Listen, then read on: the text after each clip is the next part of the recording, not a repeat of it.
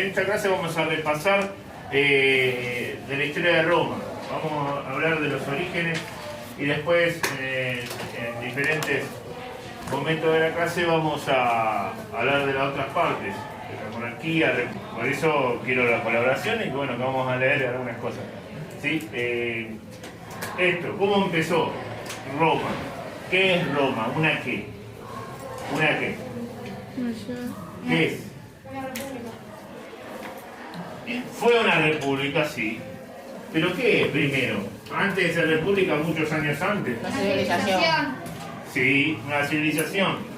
Pero esa civilización parte primero por un lugar geográfico. La ubicación geográfica es importante.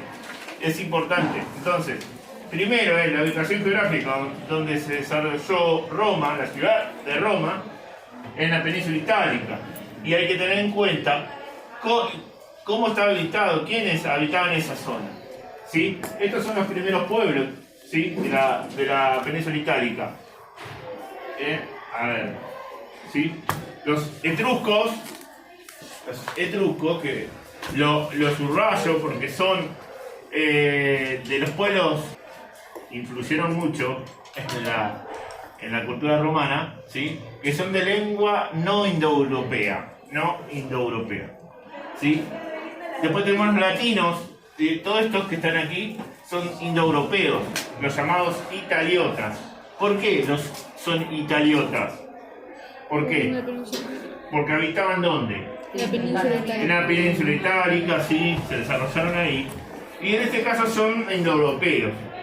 O sea, ¿qué estamos viendo acá solamente? Que hay una mezcla de costumbres, de orígenes, y eso en la península itálica. ¿Sí? Tenemos los latinos dentro de los indoeuropeos italiotas, latinos y sabinos, ¿sí? Los umbrios, samitas, ecos, volcos y griegos. ¿Sí? Bueno, los griegos en otra zona que han habitado, ¿sí? Los griegos. Y bueno,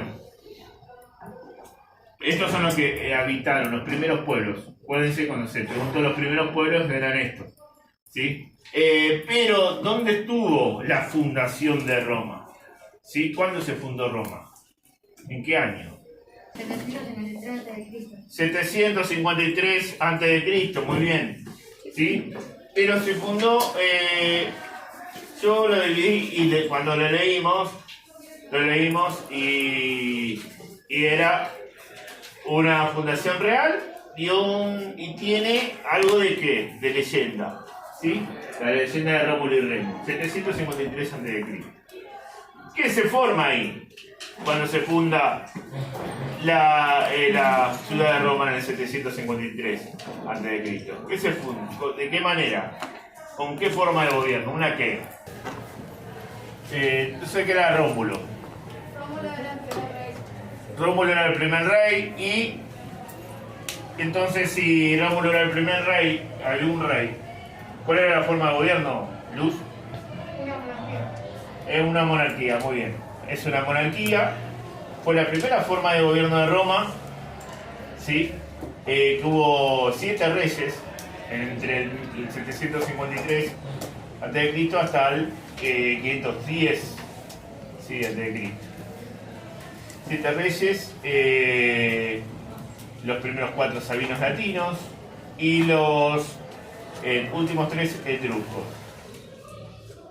La monarquía tenía también otras instituciones de gobierno, pero tenía el Senado, que el Senado estaba compuesto por la gente más pudiente de Roma, que eran los patricios, ¿sí? Los que dueños de las mejores tierras, de los cargos políticos, ¿sí? Que venían de un linaje, digamos, de los fundadores de Roma, ¿sí? Entonces, ese Senado era como que controlaba las acciones o proponía cosas para que se hagan en Roma al rey, ¿sí? Era como un consejo consultivo, algo así. Eso pasó en los primeros reyes, estaba todo bien, pero cuando los etruscos tomaron la monarquía romana, gobernaron de una forma más autoritaria y más absoluta. Entonces, no dejaba voz y voto al Senado, ¿sí? ¿Se entiende lo que digo? O sea, antes ¿cómo era? El Senado era más con el rey, cuando eran Sabino y Latino, ¿cómo era? ¿Cómo gobernaron estos reyes? ¿Sí? A ver qué dice Juana Palacios. Según la tradición romana, entre el 753 y 510 a.C. hubo 7 reyes.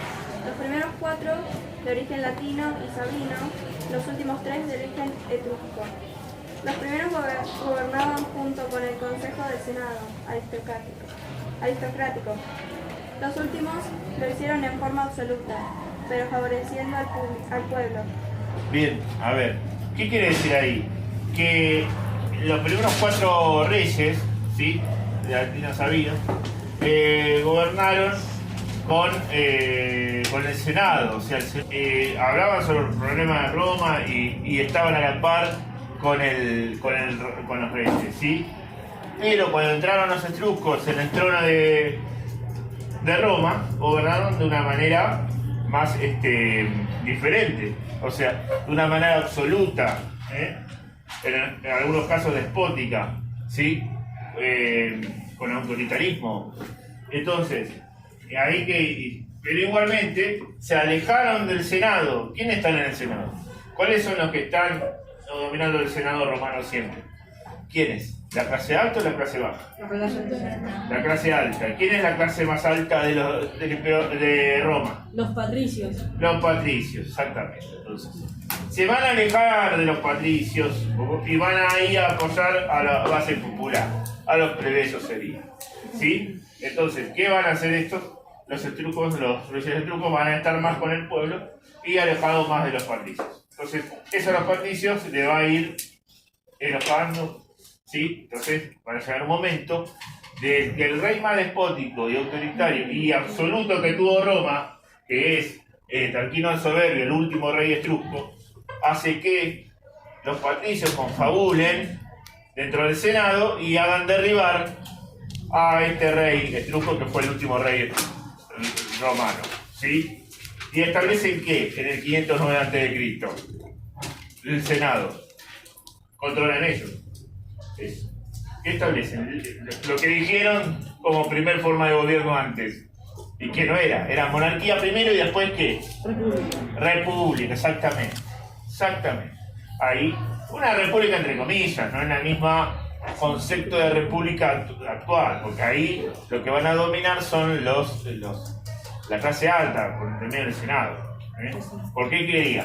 Un gobierno que ellos decidan, que ellos hagan, entonces es relegando siempre a quiénes.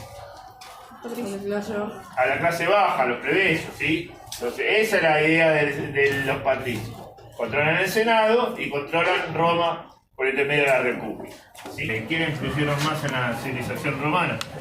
Bueno, todos tuvieron su cuota de influencia, todos estos pueblos, pero los etruscos, latinos y sabinos, digamos que ahí pero no nos podemos olvidar de los griegos, ¿sí? Que los griegos estuvieron en la parte, fundaron colonias entre los siglos 8 y 6 a.C., lo que es el sur de Italia y Sicilia al norte, al este de Sicilia, ¿sí? Al este de Sicilia porque después estuvieron otros también.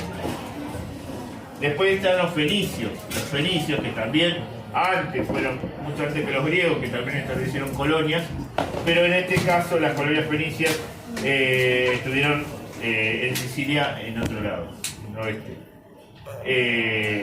Y también habían fundado al norte de África en las colonias fenicias, que después va a ser lo que es Cartago.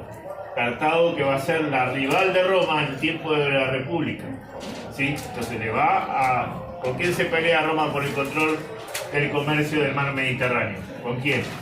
Lo acabo de decir. Con Cartago. Fenicio está bien dicho también porque son una colonia fundada por los fenicios. Entonces, o sea, y tenían experiencia obviamente en el comercio y en el control de las rutas comerciales del Mediterráneo. Entonces, Roma era el principal rival que fue naciendo en la península itálica. ¿sí? Por eso, los etruscos, los latinos y sabinos, y después los griegos, y fenicios también incluyeron. Pero para mí, como dije, influyen bastante los etruscos en las costumbres, en la forma de religión, en las costumbres cotidianas de la sociedad romana, ¿sí? En la vestimenta, en las casas. Y los griegos más en la religión, más en la arquitectura, más en el arte, en esas partes, ¿sí? También en costumbres. Y también los latinos y sabinos en la forma de organizarse, ¿sí? Bien. Bueno, y ahora vamos a ver cuál es la forma de cómo realmente se fundó Roma. ¿Cómo realmente se fundó Roma? Roma tuvo su origen histórico cuando los sabinos y los latinos se unieron en una liga defensiva. El Septimontimus, o 7 montes donde se encontraban las aldeas, los romanos consideraron la fecha de la fundación de Roma, 753 a.C., como inicio de su calendario, y elaboraron leyendas en torno a este hecho. Bien, y ahí está, las leyendas son la leyenda de la fundación de Roma. Pero a ver, los latinos y sabinos se unieron, y los pueblos que estaban ahí, ¿para qué? Para hacer una liga, ¿qué? ¿Qué dice ahí? ¿Por qué? Una liga defensiva. ¿Por qué defensiva? De algo se tenía que defender. Ahí en los 7 montes, ahí en las colinas de lo que luego va a ser el sector romano. Bueno, pero ¿por qué van a hacer una liga defensiva? ¿Por qué? ¿Porque se quieren defender por defenderse o qué? Para protegerse. ¿De qué se van a proteger? Se van a hacer una liga defensiva y van a fundar una ciudad por eso. ¿Y por qué se van a defender? ¿Por qué te vas a defender vos? ¿Te vas a defender solo? Porque no, te sentís atacado.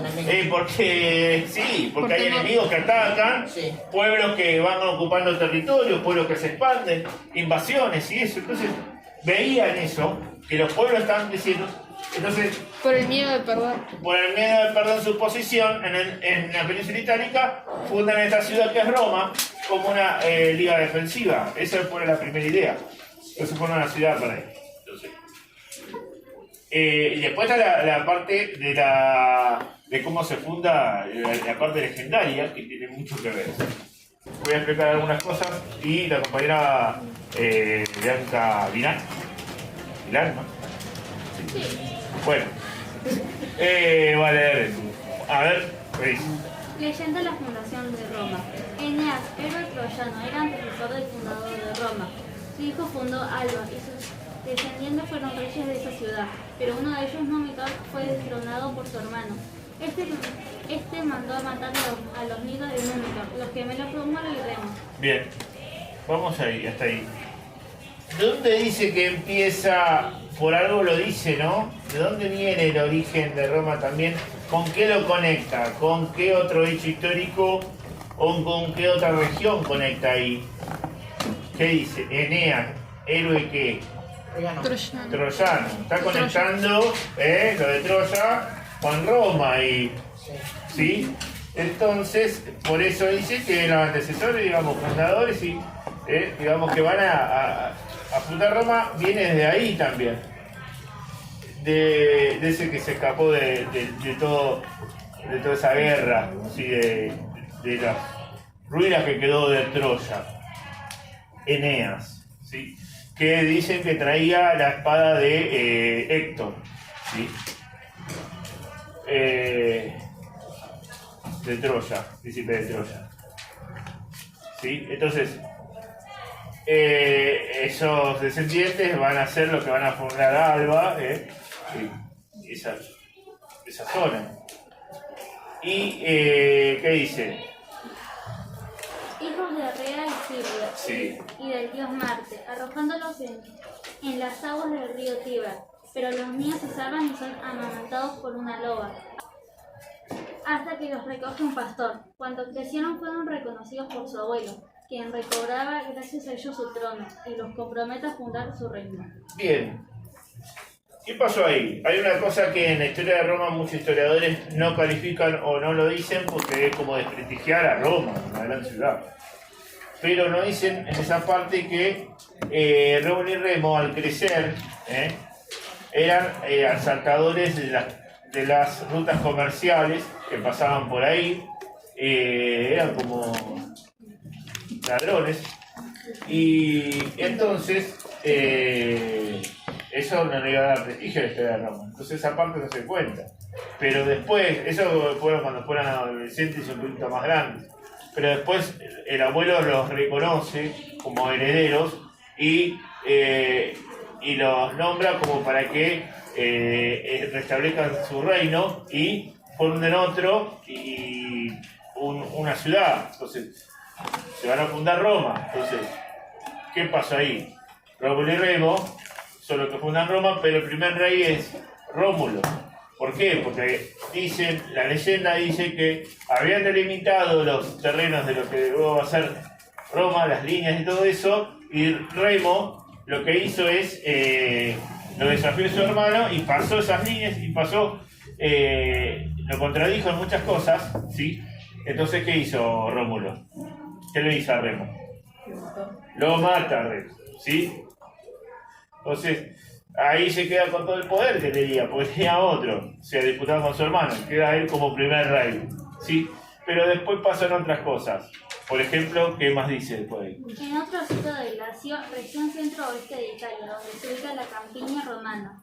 Ambos fundan Roma, pero solo uno va a gobernar, Rómulo, tras una disputa con su hermano, por infringir una tradición, faltar los límites de la ciudad que le marcó su hermano con un arado. Lo mata Rómulo, es entonces su primer rey.